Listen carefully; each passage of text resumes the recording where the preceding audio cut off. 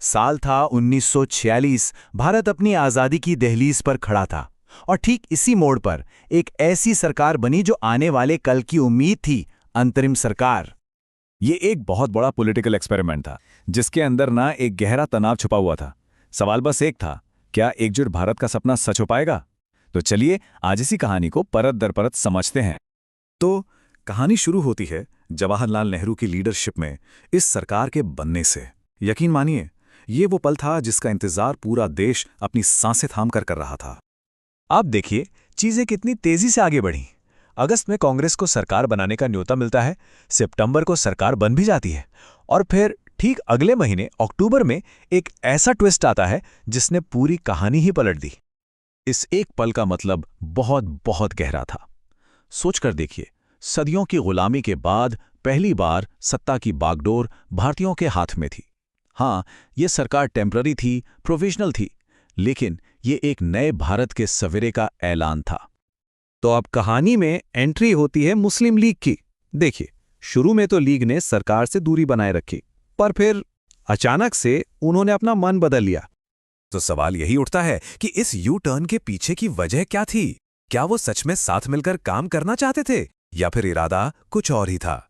यही सवाल उस वक्त दिल्ली के पॉलिटिकल सर्कल्स में हर तरफ गूंज रहा था कि आखिर लीग की असली स्ट्रैटेजी है क्या। और इसका जो जवाब सामने आया वो सच में चौंकाने वाला था।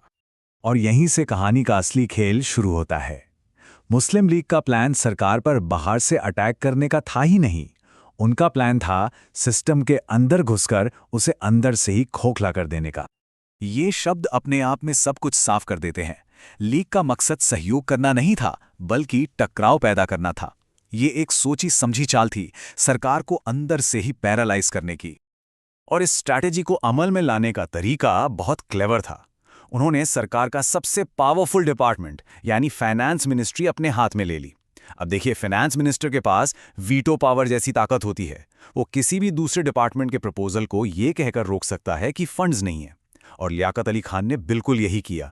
नतीजा क्या हुआ? पूरी की पूरी सरकारी मशीनरी ही जैम हो गई। और इसका असर ये हुआ कि सरकार जो चलनी चाहिए थी वो एक जगह आकर प्रैक्टिकली रुक गई। जिस सरकार से एक नए भारत की बुनियाद रखने की उम्मीद की जा रही थी, वो अपने ही अंदरूनी झगड़ों के बोझ तले दबकर रह गई। तो आखिर इस पूरी पॉलिटिकल चेस के मेन प्लेयर्स कौन थे? चलिए एक नजर डालते हैं इस हिस्टोरिक कैबिनेट के कुछ खास चेहरों पर।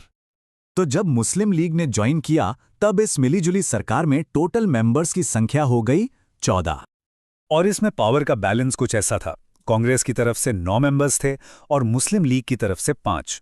मतलब ऑन पेपर तो मेजॉरिटी कांग्रेस के पास थी, लेकिन सवाल वही है, क्या ये मेजॉरिटी किसी काम आई? ये हैं कुछ बड़े नाम और उनके डिपार्टमेंट्स। जवाहरलाल नेहरू ने एक्सटर्नल अफेयर्स संभाला, वल्लभ भाई पटेल ने होम मिनिस्ट्री और लियाकत अली खान, उन्होंने लिया वो पोर्टफोलियो जो इस पूरे टकराव का सेंटर पॉइंट बना, फाइनेंस मिनिस्ट्री। तो चलिए इस पूरे एपिसोड के जो सबसे जरूरी पॉइंट्स हैं उन्हें एक बार फटाफट रिकैप कर लेते हैं ताकि पूरी पिक्चर एकदम क्लियर हो जाए। तो सबसे पहले ये समझना जरूरी है कि ये अंतरिम सरकार आखिर थी क्या। देखिए, आसान भाषा में कहें तो ये एक प्रोविजनल गवर्नमेंट थी, मतलब एक टेम्पररी सरकार जिसे ब्रिटिश राज से आजादी तक के ट्रांजिशन को संभालने की जिम्मेदारी दी गई थी। कुछ की पॉइंट्स हैं जो हमें याद रखने हैं। पहला, 13 अक्टूबर 1946 की तारीख, जब मुस्लिम लीग ने सरकार ज्वाइन की। दूसरा, लियाकत अली खान का फाइनेंस मिनिस्टर बनना और उनकी सरकार को अंदर से ठप करने की स्ट्रैटेजी। और तीसरा, इसका नतीजा ये हुआ कि सरकार का काम लगभग रुक सा गया। और एक और इंटरेस्टिंग फैक्ट ये है कि लीग के लिए जगह बनाने के लिए कांग्रेस के 3 मेंबर्स को रिजाइन भी करना पड़ा था। हम जो भी बातें यहाँ कर रहे हैं, ये सब हिस्टोरिकल डॉक्यूमेंट्स और एकेडमिक सोर्सेज पर बेस्ड हैं। मतलब ये उस वक्त की घटनाओं का एक फैक्ट बेस्ड एनालिसिस है।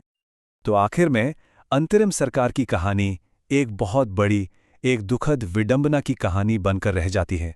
ये एक ऐसी सरकार थी जिसे भारत को एकजुट करना था, लेकिन हुआ ठीक उल्टा।